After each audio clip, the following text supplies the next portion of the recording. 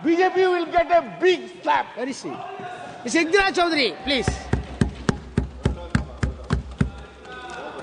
धन्यवाद सभापति महोदय। आज मैं यूनियन बजट 25-26 पर अपनी बात रखने के लिए खड़ी हूं।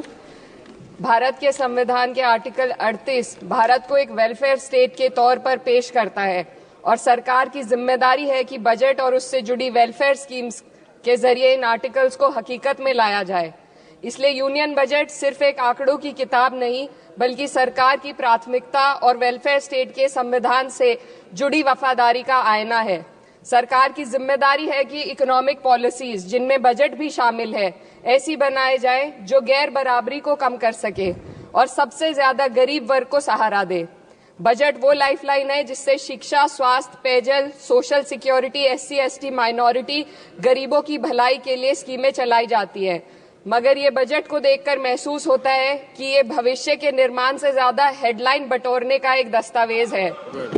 इससे सबसे ज्यादा प्रभावित होने वाली वही लोग पीछे छूट रहे हैं जिन्हें सरकार के सहारे की सबसे ज्यादा जरूरत थी।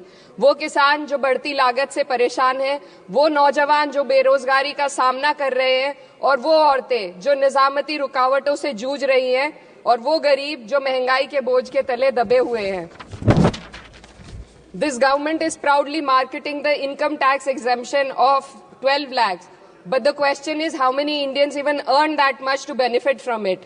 Only 2.2% of Indian population pays direct taxes, whereas no relief has been given in regards to indirect taxes, the burden of which falls on everyone, especially the poor and weaker section of the society.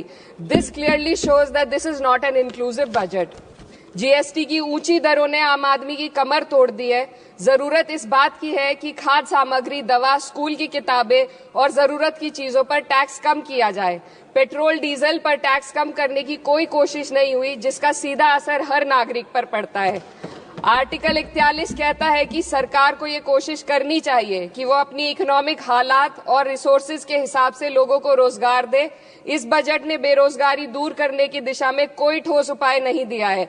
नई नौकरियों की बात तो छोड़िए, जो पहले से थी वो भी खत्म होती जा रही हैं। स्किल डेवलपमेंट प्रोग्राम के नाम पर करोड़ों खर्च किए जा रहे हैं, मगर सवाल ये है कि ट्रेनिंग लेने के बाद कितने नौजवानों को असल में नौकरी मिल रही है। सरकार के पास इसका भी कोई आंकड़ा नहीं है। सरकारी विभागों में लाखों पद खाली हैं, मगर भर्ती का कोई प्लान नहीं है। आर्टिकल 45, जिसके द्वारा सरकार की जिम्मेदारी है कि हर बच्चे को 6 साल की उम्र तक फ्री और जरूरी तालीम मिले ताकि उनका बुनियादी तालीमी डेवलपमेंट सही से हो सके, जिसको संसद ने शिक्षा का अधिकार अधिनियम बनाकर और भी मजबूती दी थी, परंतु इसकी जमीनी हालत क्या है वो किसी से छुपी नहीं है। नगरीय क्षेत्रों में सरकारी स्कूलों में शिक्षक न होने की वजह से स्कूल बंद हो रहे हैं तथा दूरस्थ ग्रामीण क्षेत्र के स्कूलों में टीचर ही नहीं पहुंच पा रहे हैं। सरकार कह रही है कि डिजिटल इंडिया और AI से तालीम का इंतजाम होगा, मगर जरा जमीन पर देखिए, उत्तर प्रदेश में सिर्फ 22% सरकारी स्कूलों में कंप्यूटर है। मेरे संसदीय क्षेत्र कैराना में कई सरकारी स्कूल शिक्षक न होने की वजह से बंद हैं और मदरसा एजुकेशन के बजट में 57% की कटौती कर दी गई है। क्या यही सबका साथ सबका विकास है? इसी तर्ज पर अस्पताल हैं जहां पर डॉक्टर नहीं है। आर्टिकल 47 अच्छी सेहत और जिंदगी के स्टैंडर्ड को बेहतर बनाने की आवश्यकता पर जोर देता है। राज्य की जिम्मेदारी है कि लोगों की सेहत और उनके वेलबींग को बेहतर करने के लिए जरूरी कदम उठाए, लेकिन हकीकत यह है कि इस बजट का सिर्फ 2% ही आम जनता तक पहुंच पाता है। शामली जिले में 84 डॉक्टर की पोस्ट स्वीकृत है, मगर सिर्फ 29 डॉक्टर काम कर रहे हैं और गायनोकोलॉजिस्ट मात्र 1 है। दवाइयों की कीमतें बढ़ती जा रही हैं, मगर गरीबों के लिए कोई राहत नहीं है। सरकार ने महिलाओं के लिए बजट बढ़ाने का दावा किया, मगर 81% इसका बजट सिर्फ पोषण योजनाओं में डाला गया है।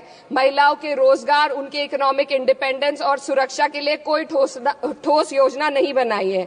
बेटी बचाओ बेटी पढ़ाओ का बजट घटा दिया गया, जिससे साफ है कि ये सिर्फ नारेबाजी थी और कुछ नहीं।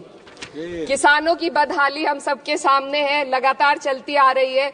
2016 में कहा गया था कि 2022 तक किसानों की आमदनी दोगुनी होगी, मगर 2025 आ गया और एमएसपी पर कोई ठोस गारंटी आज भी दी नहीं गई है। गन्ना किसानों का बकाया अब तक नहीं मिल पा रहा है, और तो और उत्तर प्रदेश में अभी तक गन्ना मूल्य भी तय नहीं किया गया है। डीएपी, यूरिया और खाद की कमी से परेशान किसान आज भी सड़क पर प्रदर्शन कर रहे हैं। मजदूरों के लिए जो सबसे बड़ी योजना मनरेगा थी, सरकार कहती है कि मनरेगा ग्रामीण भारत की रीढ़ है, मगर बजट में कोई भी बढ़ोतरी नहीं मिलना बहुत शर्मसार है। औसतन 44 दिन का ही रोजगार मिल रहा है, जबकि स्कीम 100 दिन की गारंटी की होती है। भारतीय रेलवे देश के लोगों की जीवन रेखा है और इसी से यहाँ के लोगों की आर्थिक एवं सामाजिक जिंदगी चल रही है। देश के हर हिस्से को रेल कनेक्टिविटी से जोड़े जाना सरकार की कल्याणकारी नीति का हिस्सा है। मेरे संसदीय क्षेत्र कैराना के रेलवे से जुड़ी 2 मांगे लंबे समय से लंबित हैं। दिल्ली शामली सहारनपुर रेल लाइन का दोहरीकरण और पानीपत शामली मेरठ लाइन का सर्वे अति शीघ्र ही कराए जाने की बहुत पुरानी मांग को बजट में शामिल किया जाना चाहिए। देश भर में बिजली की दरें बेहद असमान है। उत्तर प्रदेश में ये दरें बहुत ज्यादा हैं। देश भर में एक समान बिजली दरें लागू करने का प्रावधान किया जाए। रिवैम्प योजना में हर घर तक बिजली पहुंचाने के लिए एलटी लाइन बनाने का प्रावधान भी जोड़ा जाए।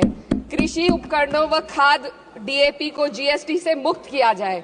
किसानों की एमएसपी की मांग को पूरा करने के साथ साथ उत्तर प्रदेश के किसानों को गन्ना मूल्य निर्धारण पिछले वर्ष से बढ़ाकर किया जाना बेहद जरूरी है। जनपद शामली व मुजफ्फरनगर को एनसीआर में तो शामिल किया गया है, परंतु वहां पर कोई विकास नहीं हुआ तथा उसको कोई भी लाभ नहीं मिला है। वहां के लोग सिर्फ प्रदूषण के बाध्यकारी नियमों से परेशान हैं, इसलिए दोनों जनपदों को एनसीआर की सीमा से बाहर किया जाना चाहिए। मेरे संसदीय क्षेत्र में मैं कुछ चीजें बजट स्पीच में ऐड करना चाहती हूँ। एक, ट्रॉमा सेंटर और जिला अस्पताल के अपग्रेडेशन की भी मांग है। जनपद शामली और सहारनपुर में एक महिला डिग्री कॉलेज खोला जाए। कैराना में सर जस्ट कंक्लूडिंग, यमुना नदी के घाट पर सौंदर्य कार्य का भी कार्य जोड़ा जाए। जनपद शामली में टेक्सटाइल पार्क की स्थापना की जाए और जो संसद निधि है, सांसदों को केवल 5 करोड़ रुपए दिए जाते हैं और एमएलए, उत्तर प्रदेश के एमएलए को भी 5 करोड़ दिए जाते हैं। हमारी मांग है या तो इसे बढ़ाकर 25 करोड़ किया जाए या फिर सिरे से खारिज किया जाए। Sir, just one minute. The union budget was an opportunity to address the pressing... Sir, just 1 minute. Please, 2 more speakers are in your party. Sir, just pressing concern of India's citizen, rising unemployment, soaring inflation, crumbling public services and deepening rural distress. Yet, instead of offering real solution, the government has focused on optics and half measures. While tax relief for the middle class is welcome, it does nothing for the millions who earn too little to benefit from it. Education remains underfunded, rural employment stagnates and farmers continue to struggle without meaningful support. The delays in conducting the census and caste census further exposes the government's disregard for data-driven policy making and social justice. India needs a budget that prioritizes its people, not just its economic headlines, a budget that invests in human capital, strengthens social security and ensures dignity and stability for all. But what we have instead is another missed opportunity, one that fails the poor, the youth, the farmers and the women of this country. Budget प्रस्ताव पर अपने विरोध को मैं 2 पंक्तियों में आपके सामने रखना चाहूंगी। बेदम हुए बीमार दवा क्यों नहीं देते? बेदम हुए बीमार दवा क्यों नहीं देते? तुम अच्छे मसीहा हो, शिफा क्यों नहीं देते? मिट जाएगी मखलूक तो इंसाफ करोगे, मुंसिफ हो तो हश्र उठा क्यों नहीं देते? Subrayan,